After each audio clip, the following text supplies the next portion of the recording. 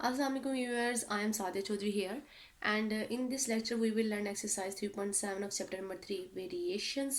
ये 10th mathematics science से related chapter है, चैप्टर नंबर 3। और हमने आज सीखना है 3.7 एक्सरसाइज, और ये लास्ट एक्सरसाइज है इस चैप्टर की। ये सेम 3.5 एक्सरसाइज जैसी ही है। वहाँ पे हमने जॉइंट वेरिएशंस वाले क्वेश्चन सॉल्व किए थे, और ये भी जॉइंट वेरिएशंस वाले ही क्वेश्चन है। बट वहाँ पे जो क्वेश्चन हमारे पास थे वो थे न्यूमेरिकल फॉर्म में दिए हुए। यहाँ पे जो क्वेश्चंस हैं वो स्टेटमेंट फॉर्म में है। रियल लाइफ प्रॉब्लम्स पे वो बेस करते हैं, और वो हमारे पास स्टेटमेंट की फॉर्म में होंगे, जिसको हमने न्यूमेरिकल फॉर्म में कन्वर्ट करना है और उसके बाद उनको सॉल्व करना है, जैसे हमने एक्सरसाइज 3.5 में सॉल्व किया था। चलिए स्टार्ट करते हैं। तकरीबन इस एक्सरसाइज के 9 क्वेश्चन है, जिनमें से 3-4 क्वेश्चन मैं सॉल्व कर दूंगी, बाकी सेम उसी तरह से आप लोग खुद ही सॉल्व कर लेंगे। तो क्वेश्चन नंबर 1 देखते हैं हम इस एक्सरसाइज का। क्वेश्चन नंबर 1 की स्टेटमेंट है द सरफेस एरिया ए, यानी सरफेस एरिया है जिसको वो ए से रिप्रेजेंट कर रहा है, ऑफ अ क्यूब, यानी ये कोई क्यूबिक फॉर्म में हमारे पास बॉक्स है या कोई भी चीज़ है जो क्यूबिक शेप की है, और उसका सरफेस एरिया क्या है, ए है। वेरीज ओवर वेरी कर रहा है directly as the square of the length, यानी वो लेंथ के स्क्वायर के डायरेक्टली क्या है, प्रोपोर्शनल है। ऑफ एन एच, यानी लेंथ क्या होती है, किसी एक एच की होती है, किसी एक साइड की होती है, इसलिए उसने बोला है of N H. And area हमारे पास क्या होता है, 27 स्क्वायर यूनिट होता है, जब लेंथ कितनी होती है, 3 यूनिट्स। हमने क्या करना है, इस रिलेशन को यूज़ करके हम लोगों ने एक इक्वेशन निकालनी है एरिया और लेंथ में, और उसके बाद हम लोग फाइंड करेंगे ए वन लेंथ कितनी हो हमारे पास 4 यूनिट्स, और फिर हम लोग लेंथ फाइंड करेंगे जब एरिया हमारे पास क्या हो, 12 स्क्वायर यूनिट्स। चलिए स्टार्ट करते हैं। ये सेम 3.5 एक्सरसाइज जैसे क्वेश्चन है, जस्ट यहाँ पे स्टेटमेंट फॉर्म में है हमारे पास। अब एरिया है by using the given condition.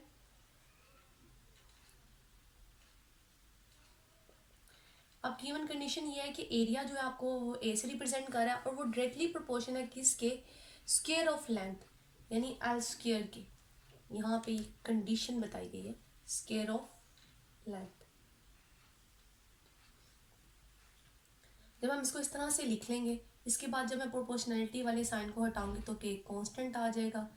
Ji given हमारे पास क्या है,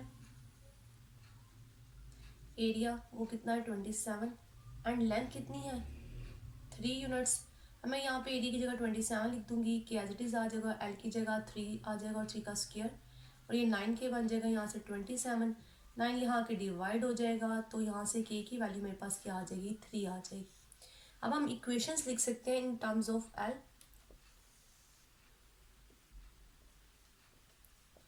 area in terms of length, यानी एल में, तो क्या आएगी, ए इज इक्वल टू, यहाँ पे वैल्यू सब्स्टिट्यूट कर देंगे हमने के की, तो क्या आएगी 3L स्क्वायर। अब जो फर्स्ट पार्ट है, फर्स्ट पार्ट हमने कैलकुलेट करना है, ए फाइंड आउट करना है हमें, जब एल क्या होता है, 4 होता है।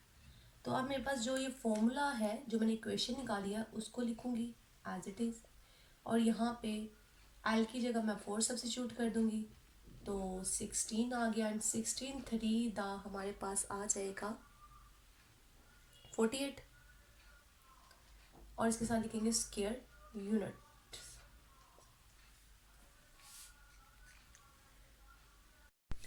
अब नेक्स्ट हमने फाइंड करना है, एल की वैल्यू फाइंड करनी है, और एरिया हमें दिया हुआ है 12 स्क्वायर यूनिट्स। इसी फॉर्मूले में हम एरिया की जगह वैल्यू लगा देंगे 12, and 3L square as it is आ गया, और ये 3 यहाँ के नीचे डिवाइड हो जाएगा, तो यहाँ से 4 आ जाएगा। अब हम दोनों साइड पे स्क्वायर रूट ले लेते हैं, तो एल की वैल्यू क्या आ जाएगी, 2 आ जाएगी। हालांकि यहाँ पे प्लस माइनस 2 आता है, लेकिन जस्ट मैं प्लस साइन यूज़ करूँगी, नेगेटिव साइन इग्नोर कर दूंगी, क्योंकि लेंथ जो लेंथ है वो कभी भी नेगेटिव नहीं होती, इसलिए। तो एल मेरे पास क्या आ गया, 2 यूनिट्स आ गए। जो जो चीज़ें हमने फाइंड करनी थी वो फाइंड कर लिया। इसी तरह से हम लोग स्टेटमेंट वैल्यूज को न्यूमेरिकल वे में चेंज करते हैं और सोल्यूशन फाइंड कर लेते हैं किसी भी प्रॉब्लम का। क्वेश्चन नंबर 4, जिसकी स्टेटमेंट है द इंटेंसिटी ऑफ, यानी इंटेंसिटी को किससे रिप्रेजेंट करते हैं, आई से। द इंटेंसिटी ऑफ लाइट, ये लाइट की इंटेंसिटी है, ये क्वालिटी होती है, एक जैसे वॉइस की इंटेंसिटी होती है इसी तरह से ये लाइट की इंटेंसिटी है of light from a given source, यानी किसी सोर्स से जो लाइट डिस्चार्ज हो रही है वो उसकी इंटेंसिटी के बारे में बता रहा है कि वो वेरी करती है inversely as the square of the distance d, यानी उसका रिलेशन डिस्टेंस के साथ कौन सा है, इनवर्स रिलेशन है, यानी अगर डिस्टेंस ज़्यादा होगा इंटेंसिटी कम होगी, अगर डिस्टेंस कम होगा तो इंटेंसिटी क्या होगी, ज़्यादा होगी, इनवर्स रिलेशन है उनका आपस में ना। नेक्स्ट वो बता रहा है if the intensity is 12 candle power, अगर आई की वैल्यू आपके पास 12 कैंडल पावर है at a distance of 12 feet, तो इसको यूज़ करके हम क्या कर सकते हैं, इक्वेशन फाइंड आउट कर सकते हैं जिसमें रिलेशन होगा इंटेंसिटी का किसके साथ, डिस्टेंस के साथ। और फिर उस इक्वेशन को यूज़ करके हमने क्या करना है, फाइंड करना है intensity at a point of 8 feet, यानी अगर हम 8 फीट डिस्टेंस पर उसको रखते हैं उस सोर्स को तो हमारे पास इंटेंसिटी की वैल्यू क्या आएगी। तो सॉल्व करते हैं इस क्वेश्चन को बाय गिवन कंडीशन। क्या गिवन कंडीशन है हमारे पास कि इंटेंसिटी इनवर्सली प्रोपोर्शन है किसके, डिस्टेंस के स्क्वायर के, 1/d²। अब जब मैं प्रोपोर्शनैलिटी को हटाऊंगी तो क्या आ जाएगा, k/d² आ जाएगा। अब जो गिवन वैल्यूज हैं ये ऑब्जर्वेशन मुझे दी हुई है, वो मेरे पास गिवन है कि आई क्या होता है 20 candle power and next distance D कितना बताया है 12 फीट। अब मैं इसको यहाँ पे आई की जगह 20 लिख दूंगी, के एज इट इज़ आ जाएगा, और डी की जगह क्या आ जाएगा 12 फीट यानी 12 स्क्वायर। अब यहाँ से ये के ओवर क्या आ गया 144, और नेक्स्ट 144 20 से आके क्या हो जाएगा मल्टीप्लाई हो जाएगा, तो के इस तरह से आ गया जी। जब इन दोनों को मल्टीप्लाई करेंगे तो हमारे पास आ जाएगा 2880, यानी के की वैल्यू हमारे पास ये आ गई। अब हम लोग लिख सकते हैं equation of intensity in terms of distance, तो वो इक्वेशन क्या बनेगी हमारे पास, I इज इक्वल टू के की जगह क्या सब्स्टिट्यूट कर देंगे 2880 यानी 2880 डिवाइडेड बाई d²। इस इक्वेशन में मैं के की वैल्यू लगा दूंगी। अब नेक्स्ट हम लोगों ने फाइंड क्या करना है, हमने फाइंड करना है इंटेंसिटी यानी आई को हमने फाइंड करना है जब हमारे पास डिस्टेंस क्या होगा 8 फीट होगा। तो अब इस इक्वेशन को मैं यूज़ करूँगी और यहाँ पे मैं डी की जगह 8 वैल्यू सब्स्टिट्यूट कर दूँगी। जब वैल्यू सब्स्टिट्यूट की और इसको सिंप्लीफाई किया तो आ जाएगा 64, और जब इसको डिवाइड कर देंगे तो डिवाइड करने के बाद हमारे पास आंसर आएगा 45 कैंडल पावर। तो हमने इंटेंसिटी क्या कर ली, फाइंड कर ली। क्वेश्चन नंबर 6 की स्टेटमेंट है लेबर कॉस्ट सी, यानी लेबर कॉस्ट को किससे रिप्रेजेंट किया है, सी से। वेरीज ज्वाइंटली, ज्वाइंटली का मतलब है यहाँ पे मजीद इसके साथ दो वेरिएबल्स हैं या दो से ज़्यादा भी हो सकते हैं, इनके साथ इनका इसका रिलेशन है as a number of workers, यानी एक तो क्या आ गया वेरिएबल नंबर ऑफ वर्कर्स आ गए यानी एन आ गया जिसको एन से रिप्रेजेंट किया है, and the average number of days, और दूसरा क्या आ गया डेज आ गया। अब यानी वेरीज कर रहा है इसका मतलब है वो डायरेक्टली वेरीज कर रहा है इन दोनों वेरिएबल्स के साथ यानी वर्कर्स के साथ भी और डेज के साथ भी। और हमें क्या करना है, द कॉस्ट ऑफ 800 वर्कर्स, अगर 800 वर्कर हमारे पास हो और 13 डेज के लिए वो काम करें फॉर 13 डेज इज ₹2,86,000, तो कितनी कॉस्ट आती है उन पर, कितना खर्चा होता है 2,86,000। Then find the labour cost, हमने क्या करनी है लेबर कॉस्ट फाइंड करनी है जब 600 वर्कर हो और वो 18 डेज के लिए काम करें। तो स्टार्ट करते हैं क्वेश्चन को जो बाय गिवन कंडीशन, कंडीशन क्या थी हमारे पास के लेबर जो कॉस्ट सी है वो डायरेक्टली प्रोपोर्शन है किसके, number of workers into number of average number of days, D आ गया, यानी ज्वाइंट आपकी वेरिएशंस आ गया और ये है इन दोनों में डायरेक्ट रिलेशंस। जैसे नंबर ऑफ डेज बनेंगे वैसे ही कॉस्ट में इजाफा होगा, जैसे नंबर ऑफ वर्कर्स बनेंगे वैसे ही कॉस्ट में क्या होगा इजाफा होगा, इसलिए इनमें क्या है डायरेक्ट रिलेशन है। अब हम जब प्रोपोर्शनैलिटी की अलामत को हटाएंगे तो के एंड डी आ जाएगा, और गिवन हमारे पास क्या है वर्कर हमारे पास कितने हैं 800, और डेज कितने हैं डी यानी 13 डेज,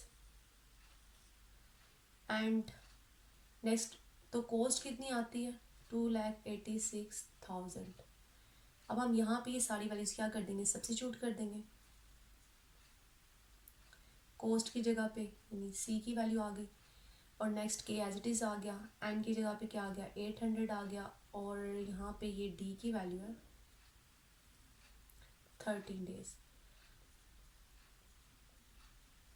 अब जब हम इन दोनों को मल्टीप्लाई करते हैं तो हमारे पास आता है 10400।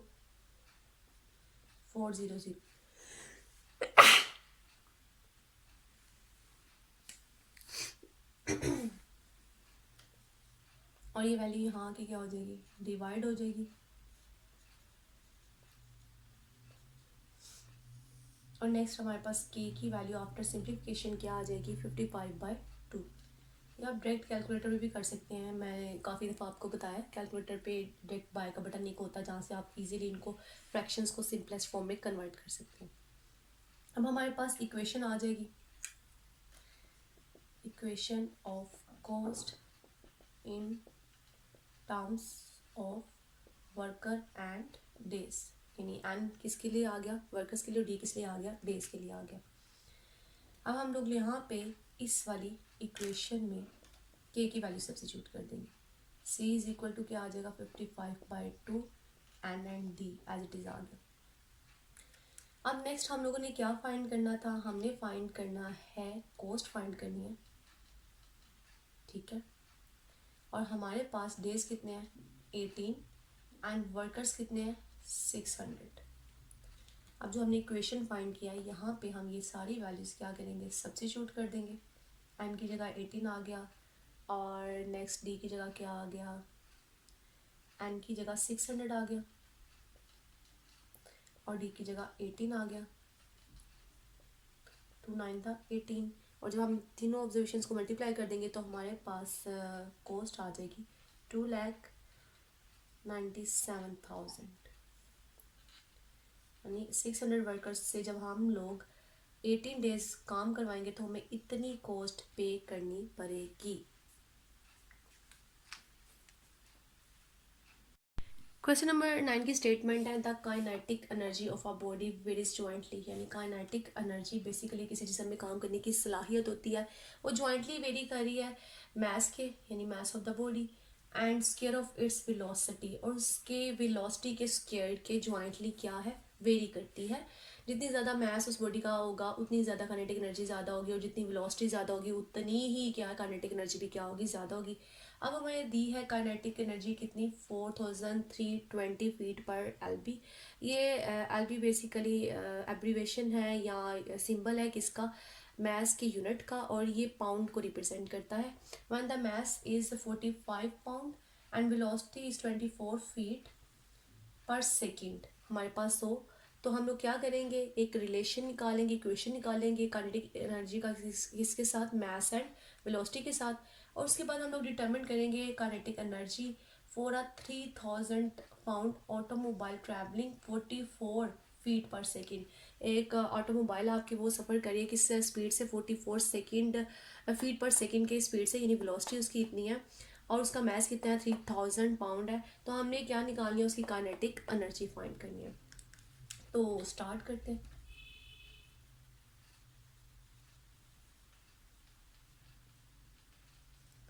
गिवन कंडीशन हमारे पास ये है कि जो आपकी काइनेटिक एनर्जी है वो डायरेक्टली वेरी करती है किसके साथ, mess into velocity square.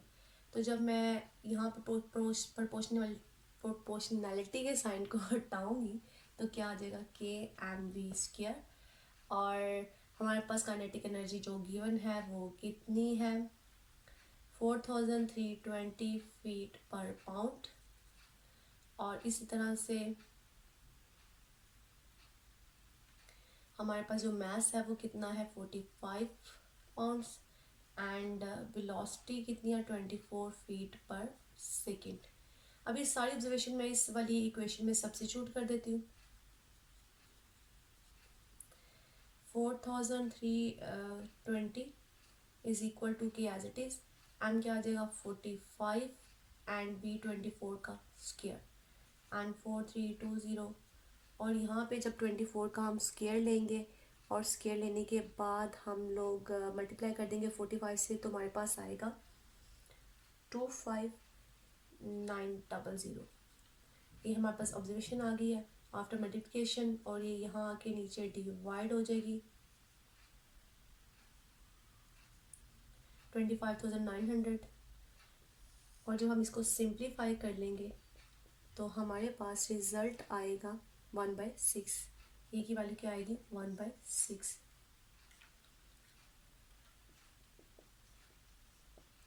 Kinetic energy in terms of mass and velocity. अब इस इक्वेशन में हम वैल्यू सब्स्टिट्यूट कर देंगे, 1/6 mv² आ गया। अब नेक्स्ट हम लोगों ने क्या फाइंड करना है? हमने काइनेटिक एनर्जी फाइंड करनी है। जब हमारे पास मास कितना है? 3000 पाउंड, एंड हमारे पास जो वेलोसिटी है यानी स्पीड उसकी वो 44 फीट पर सेकेंड है। अब इन वैल्यूज को मैं इस इक्वेशन में सब्स्टिट्यूट कर दूंगी।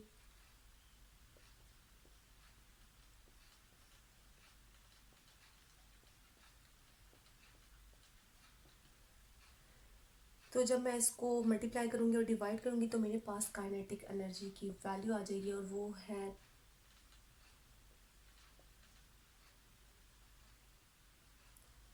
9,68,000